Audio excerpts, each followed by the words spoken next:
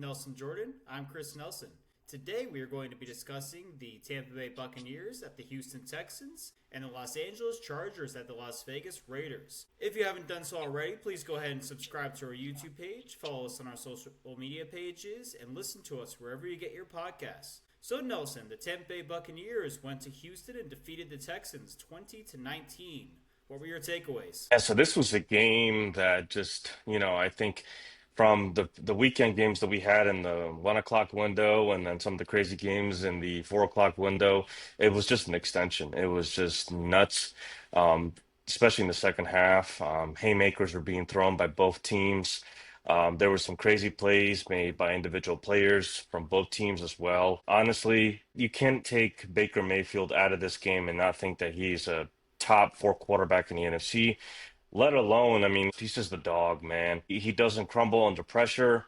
There were swings of momentum in this game. Houston, at some point, they felt like they were taking control. Tampa Bay then took it. You saw Bucky Irving have a really nice game as well, and both defenses were showing out. They were making it difficult for everybody to be able to move the ball downfield. You got to give it to both the head coaches for having a great defensive game plan too. It was just an unbelievable watch of a game, an opposite flop of the other game that we're going to talk about later. But yeah, and then I want to talk about too about the great catch that Nico Collins had. It was an amazing catch. I think we talked about him not enough, I think, but enough in general to say that he is potentially top five knocking on the door in the NFL when it comes to athleticism, speed, being able to catch the ball, route running. He's got that kind of potential. And for Texas to be able to start on that opening drive and start off with a touchdown, the stadium just roared and erupted.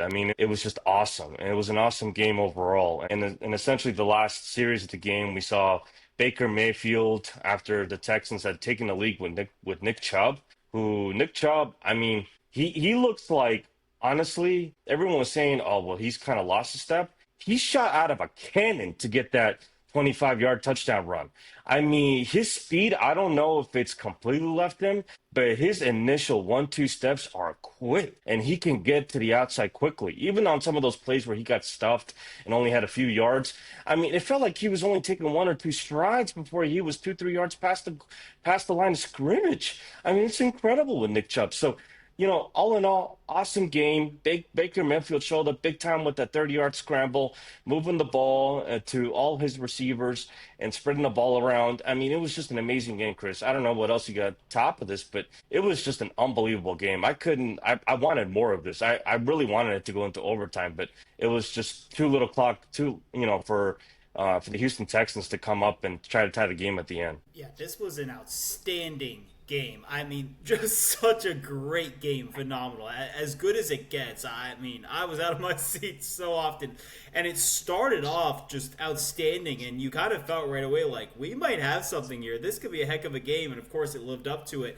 As you said, the Texans came out on the opening drive and they actually came out and threw the ball in the first play, and it was incomplete from C.J. Stroud. And then they got going a little bit, and then Nick Chubb had a 2-yard loss, and it just felt like, okay, so there's that Todd Bowles Buccaneers defense, always outstanding against the run for so many years now, so hard to run against. And so they come back and go to a screen to Nick Chubb for 27 yards. Very next play, C.J. Stroud throws it again. Dime to Nico Collins, and you said it, outstanding catch by Nico Collins for the touchdown. The Buccaneers come back and march down the field methodically with an impressive drive and answer and get a touchdown pass of their own from Baker Mayfield. And that drive started with an incomplete pass on the first play. And then both quarterbacks just settled in and got hot for a little while. Texans came back down, marched down the field. But the Buccaneers defense stepped up. They got the holding Big time. call. And then they forced the incomplete pass on third down, held them to the field goal, still gave the Texans the lead. But the Buccaneers, that second drive was so impressive, the way they methodically marched down the field, the long drive,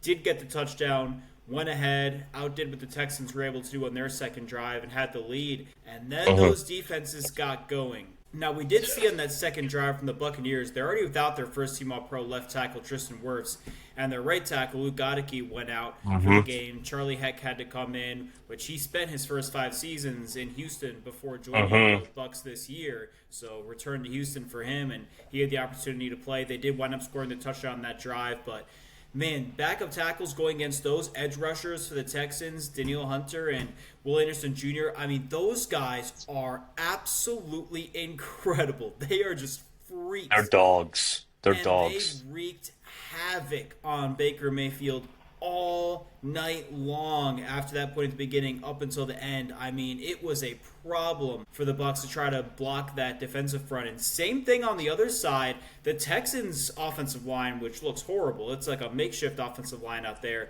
could not block that Buccaneers defense at all. I mean, big Vita Vea in the middle at nose tackle for the Bucs, just such a big problem for them. And the Texans could not get the run game going at all whatsoever. Yes. On the other side, though, the Buccaneers ran the ball extremely well. That 1-2 punch of Bucky Irving, who was great running and receiving, and Rashad White as White. well. Yeah, they were both exceptional throughout the game. I mean, they really got it done and were a big problem. Baker Mayfield played well. He was good. He had a good game and made the big plays. The matchup between Mike Evans and Derek Stingley Jr., the first team All-Pro cornerback, oh, that It was was so fun. fun to watch. Yeah, It was fun. that was great stuff. That's what you want, that wide receiver cornerback matchup. We don't often get it like that, but he was on him all game long, Derek Stingley Jr. and Mike Evans, and it was a great matchup. They both made some plays and had Oh some yeah. moments. Yeah, it was tremendous. And then we get down into the second half and into the third quarter, and the Bucs finally get a drive going, and it felt like they were taking control of the game. They've been down 10-7.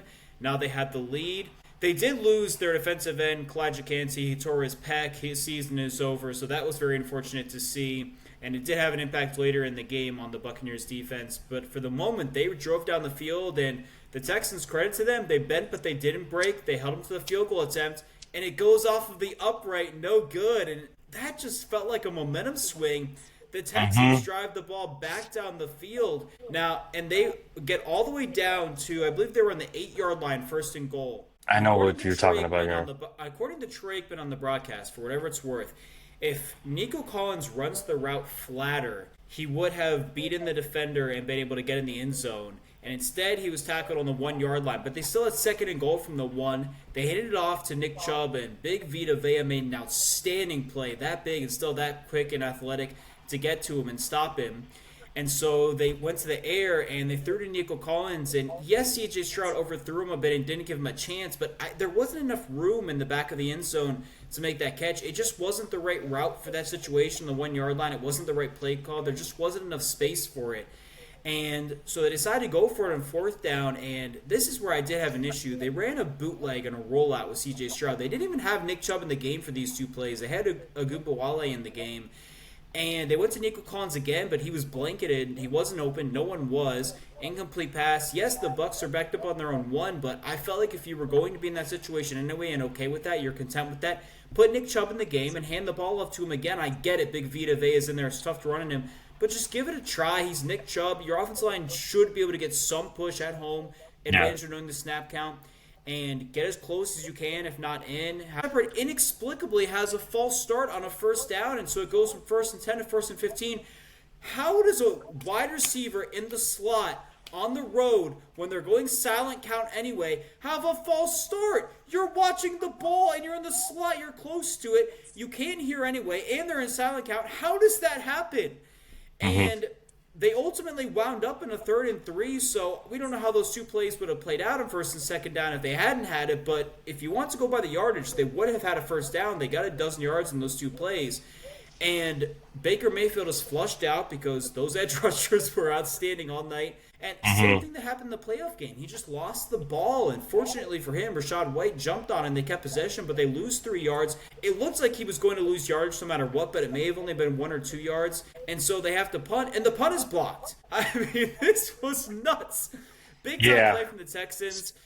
And then they get no yards, and on 3rd and 10, C.J. Stroud threw the ball right to Levante David, who was as surprised as the rest of us by it, and so he dropped the ball, allowed them to kick the field goal. But, I mean, ultimately, with all the yards they gained on the prior drive, getting down to the 1 and blocking the punt, all they came away with was a field goal, just 3 points. I know the Bucs are like, if we gotten the interception, it's nothing, but you have to feel pretty good about that. It made it a 1-point game, but they still had the lead. Well, the Texans defense came back out and stopped them again, got the job done. So they punt again, and you get a huge punt return. I mean, how good was the Texans punt return team at this point? Back to back, a block and then a big return Special set them up. teams. And then they managed to, this time they did gain some yards, had things going. And you mentioned it, Nick Chubb, they just perfect blocking. They got a seam for him and he burst through it, navigated his way through that 25-yard sprint to the end zone. It was awesome to see for him. Outstanding. Finally, the Mhm. Texans had the lead again. Now, on the 2-point conversion, CJ Stroud then gets sacked, which was constantly happening all night. And it does have to be mentioned with the Texans offense. We talked about the injuries for the Buccaneers, who were also without, of course, Chris Godwin, who's out hurt, their wide receiver, as well as their other wide receiver, Jalen McMillan. On the Texans side of things, they're down two of their top three tight ends, who are tight ends who play a lot for them and are good. And they're down Joe Mixon, of course, who's likely not going to play this season. They're down Tank Dell, who's likely not going to play this season. But they were also without Christian Kirk, who came over from their division rival, Jacksonville Jaguars, and Braxton Berrios. I don't think I've ever seen a team be down three slot receivers in the same game. I mean, the middle of that offense with those three slot receivers out, the two tight ends and Joe Mixon, the middle of that offense, that passing game was really lacking in those guys. So that hurts. So the fact they were able to be in that position was impressive. And look, they had a touchdown on the opening drive and a field goal in the second drive, and then a field goal in the second to last drive and a touchdown on the final drive, and nothing in between. It's kind of crazy how that played out. And as for the Mhm. Bucks, they hadn't scored, Yeah. but it's likely going to be an incomplete pass. But you can't take a sack on a 2-point conversion attempt. You got to just throw that ball up for grabs and hope it works out. The Bucks failed on theirs as well, though, but ultimately the kickoff return took all 6 seconds off the clock. The Buccaneers tackled him, and the game was over. And I mean, what a game it was. Great win by the Bucks to go on the road to Houston and get that win. I mean, it was an outstanding game, Nelson. It really was. It was an outstanding game, but I honestly think that Houston has been a disappointment through the first two games. I think that, yes, that their offensive line obviously is holding them hostage, but I also think that, yes, they moved on from Bobby Slowick, and now they're under their new offensive coordinator, and they are not performing up to par. You were talking about how they are missing some key players in certain positions. They still have Dalton Schultz, who's an excellent tight end. I think he's undervalued. He did come from Dallas, and he was the top tight end for Dak Prescott. And last year, too, and the year before, there was a good rapport between him and CJ Stroud. So I don't understand why they're not using him enough, especially since with an aggressive Tampa Bay Buccaneers defense. You can use him up in the seams. You can use him up, especially on in routes and cut routes. I don't understand. And especially in the red zone, he is a threat because he is very good in space. That fourth down, as you talked about, was very just weird. Why would you roll out, cut half the field, and then try to force Exactly. a throw when I the hated guy's that. Yeah. covered? I don't understand that at all. And And they yet you just have got a to him on the previous play. It didn't work. I yeah, get he's your and guy, but yeah, I and would I like to also see a felt run there, as I said.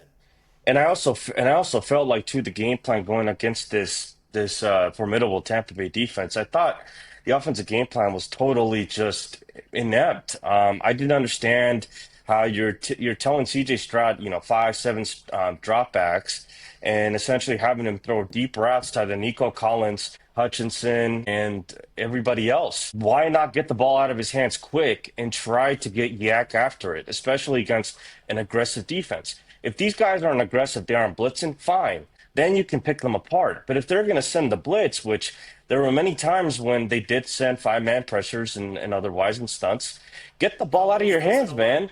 And on top of that, you have a good running back when he receives the ball too, and Woody Marks. Why not use him enough too? Texas routes, angle routes. I feel like there is something missing with this Texans offense that they could do to mitigate the offensive line trouble. And if they can't figure it out, Houston, we do have a problem at that point because it's not looking good. And with Tampa Bay, honestly, got to give them credit. Like you said, the OC figured it out. They had a great plan. If anything, the play of the game ultimately was, and I don't know if you saw a still shot of it. I did afterwards. Baker Mayfield. There was at least 5 or 6 defenders wrapped around him, straight up in the pocket, and he was able to duck one of the rushers and scramble for those 25, 30 yards. It was a phenomenal play. Are we going to expect that of Well, CJ he had Stroud? the scramble on 4th and 10. He may have had a 25-yard gain. I don't think it was quite that. But like you said, the defenses, man, this was such an amazing game. The hits were unbelievable. Some of the plays, especially the forced fumble that there was. I mean, it was just overall great game. Great game. Nick Caley is the name of the Texans offensive coordinator, for whatever it's worth. Just So Nick Haley, yeah.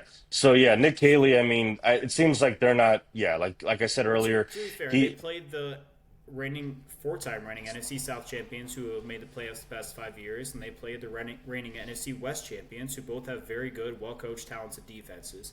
So that needs to be acknowledged. I know you love to overreact, but it's been 2 games. I don't think it's overreacting when I don't believe what you're doing is correct.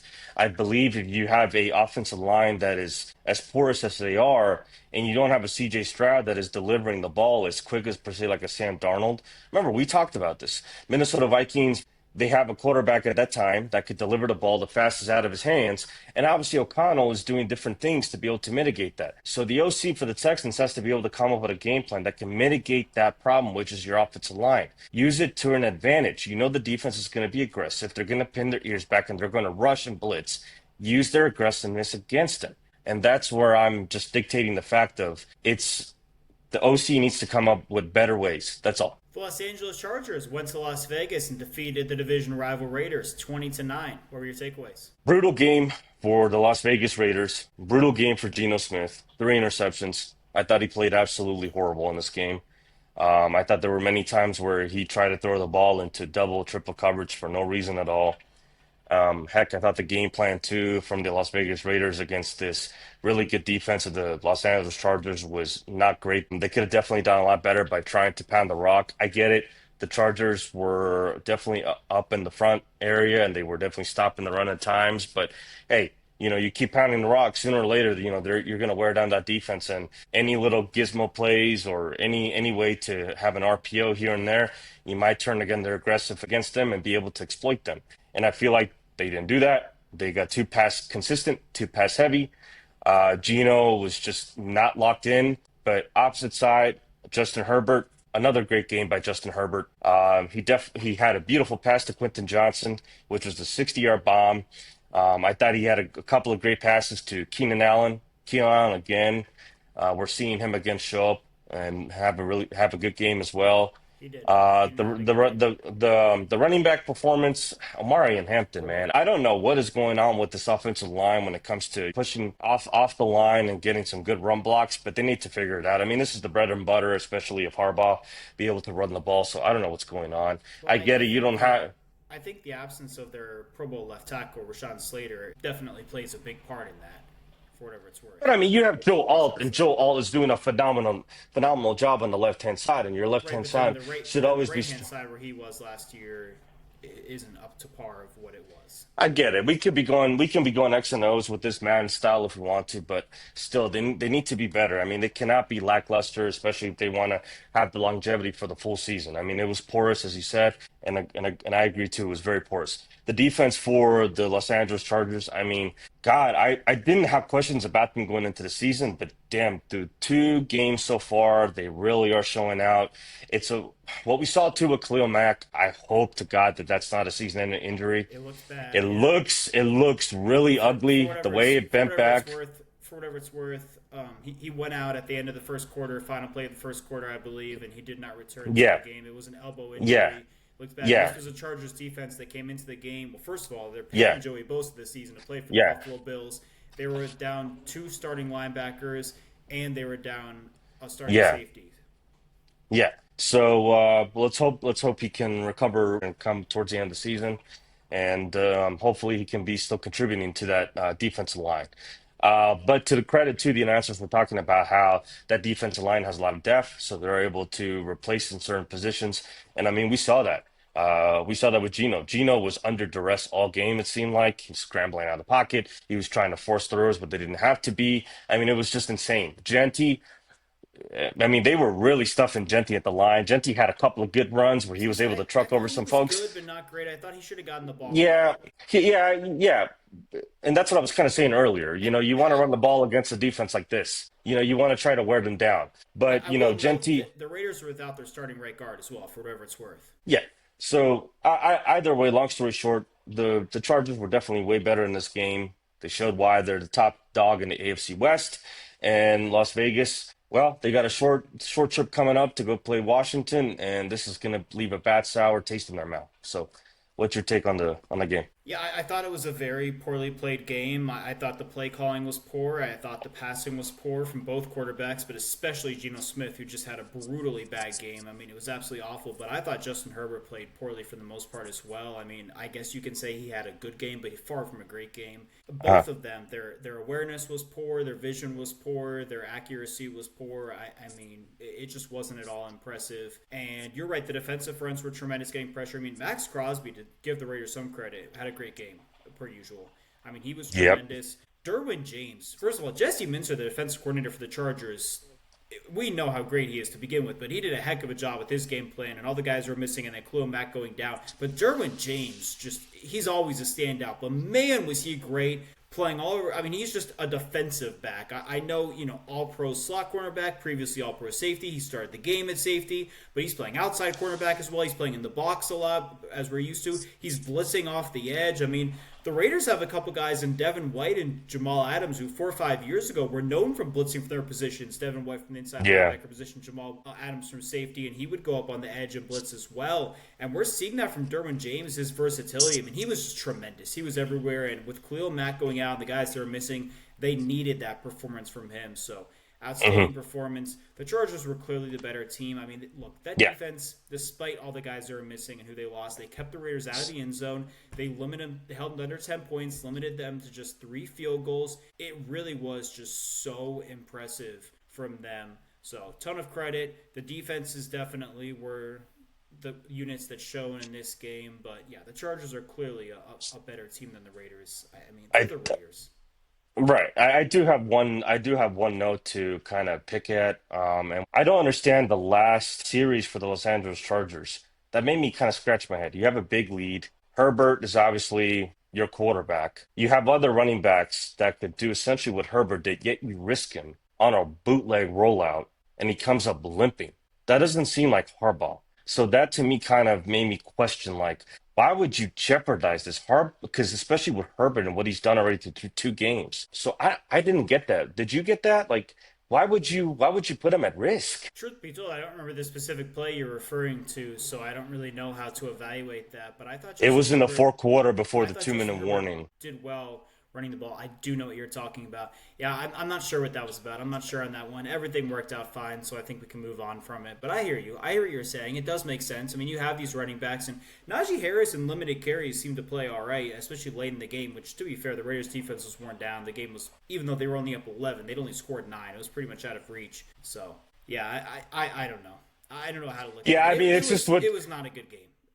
And No, it wasn't a good game. I'm just bringing the from. play calling on the whole, I said this from the jump. The play calling from both offense coordinators was very poor, and that's a perfect example. It just needs to be better overall on the whole. It does. And the Yeah. Chargers, I mean, Jim Harbaugh and Greg Roman, we're used to seeing them run the ball. They've got these big, strong, physical running backs, and they can have this power run game, and they need to try to assert it. And if it doesn't work at that point, okay. But I mean, the first 6 plays of the game, they threw the ball, and Justin Herbert started 1 for 5 for 5 yards. It was horrible. And then he got hot. And listen, the Raiders secondary was horrible. I mean, watching cornerbacks play that poorly in a Pete Carroll defense was concerning. I mean, their receivers running free in the secondary all game long, and if Justin Herbert had been better with his awareness, vision, and accuracy, he would have had a monster game. But But that's also being said to how, the Raiders just couldn't consistently hold drives either. I mean, they were constantly, falling short after a couple of first downs and punting it off. I mean, what can you do? I mean, that defense was doing its job at least through what, the first half of the game. That's when, Los Angeles did take over with that deep shot, etc. So, I mean, what can you say more? It was just a average game, sub-average game. But either way, I no digress. question, and I think the Raiders lacked the explosive plays in that offense was a big part of their problem because even when they could sustain drives, which they did with that one in the second half, well, for 11 minutes, it was crazy. And Hmm. I believe a holding call, which that's what happens when you have those long drives. Eventually, something goes wrong. It's oftentimes a hold, and then you have to settle for the field Yeah, goal. And yeah, it just wasn't good. But anything else on it? no, not at all. All right, guys. Well, that's all we've got for this one. We will see you next time. For Nelson Jordan, I'm Chris Nelson. This has been the first and final word.